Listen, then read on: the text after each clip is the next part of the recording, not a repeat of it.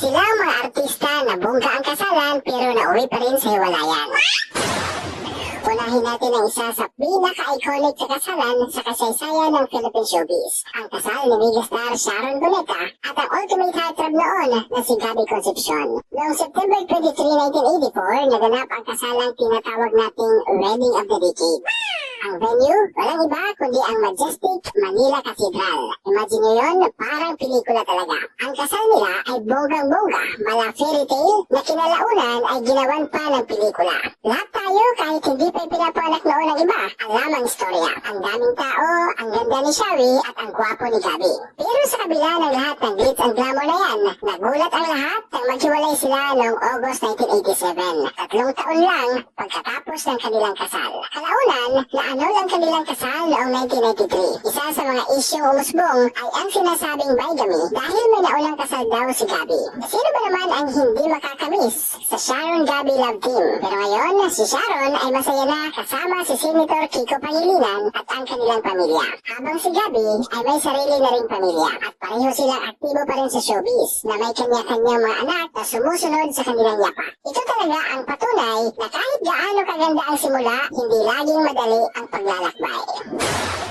Ngayon naman, puntahan natin ang nagpatunay na ang pag-ibig ay walang pinipiling edad. Pero may limitasyon pala minsan. Ang kasal na comedy concert queen ay Aideles Alas at ang asawa niyang si Gerald Sibayan. Noong December 12, 1917, pinatunayan nila sa lahat na posible ang true love. Kahit may malaking 29-year age gap, ang kanilang kasal ay ginanap sa Christ the King Parish sa Green Meadows, Quezon City. Bongga rin ito. Sobrang star-studded, ang daming mga A-lister celebrities at syempre emotional si Ai. Ang daming nagbunyi at sumuporta sa kanila, hoping na ito na ang forever ni Miss Ai. Pero sadly, kinumpirma ni Ai na naghiwalay sila ni Gerald noong October 2024 na inihayag niya sa publiko noong November 2024. Pinakamalaking dahilan, ang gusto raw ni Gerald na magkaroon ng sariling anak na hindi na raw kayang ibigay ni Ai sa natural na paraan kahit pa sumubok na sila sa IVF. Ang pinakamasakit pa rito, isang chat message lang daw ang naging hudyat ng kanilang hiwalayan.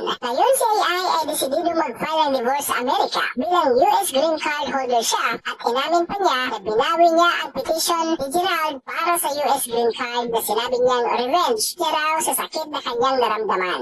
Ang sakit diba? Sana pareho silang makahanap ng healing at peace.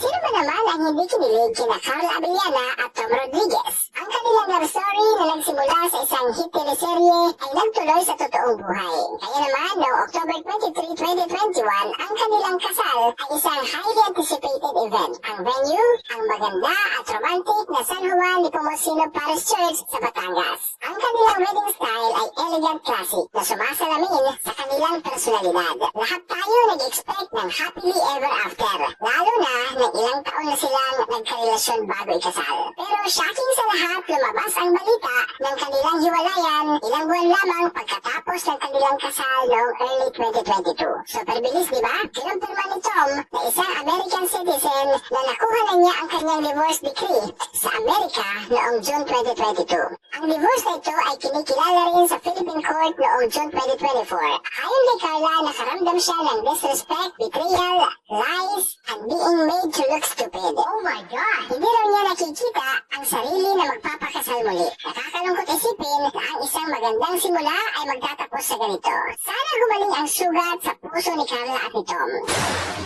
Ito naman ang isa pang love story na sobrang naramdaman ng maraming kabataan. Ang kasal ni na Hugot Queen Moira de la Torre at ang kanyang husband-songwriter na si Jason Fernandez. Kung may couple na punong-puno ng musika ang pag-ibig, aba, sila na yon. Noong January 14, 2019, naganap ang kanilang romantic rustic garden wedding. Ang venue nila, ang Malaparaisong Nara Hill sa Tagaytay. Ang ganda ng kanilang wedding style, intimate, full of love at punong-puno ng musika. Ilang beses silang nag-collaborate sa mga awitin na punong-puno ng pagmamahal. Akala natin forever na talaga ang tagpuan nila. Pero noong May 2022, matapos Matapos ang 3 taon ng kasal, inanunsyo nila ang kanilang paghihiwalay. Ang pinakamasakit sa lahat, si Jason mismo ang nag-admit na naging unfaithful siya kay Moira noong kasal pa sila. Kinumpirma niya na siya ang may pagkukulang. Ang musikang naging simbolo ng kanilang pag-ibig, naging awit ng paghihiwalay. Pareho silang nananahimik na ngayon.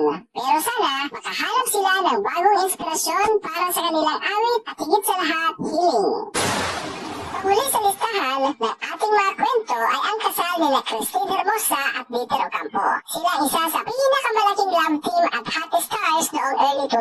Ang kanilang kasal ay naganap via civil rights noong September 21, 2004. Ang venue sa Jean Nueva Ecija. Ang kanilang kasal ay medyo tahimik at pribado. Maraming nagtataka bakit biglaan at bakit sa ganoong paraan. Ilang buwan na ang lumipas, nagulat na lang tayo na nag-file ng annulment si Christine. At ang twist mga katrivia, ang kanilang kasal ay diniklarang null and void ng korte noong March 2006.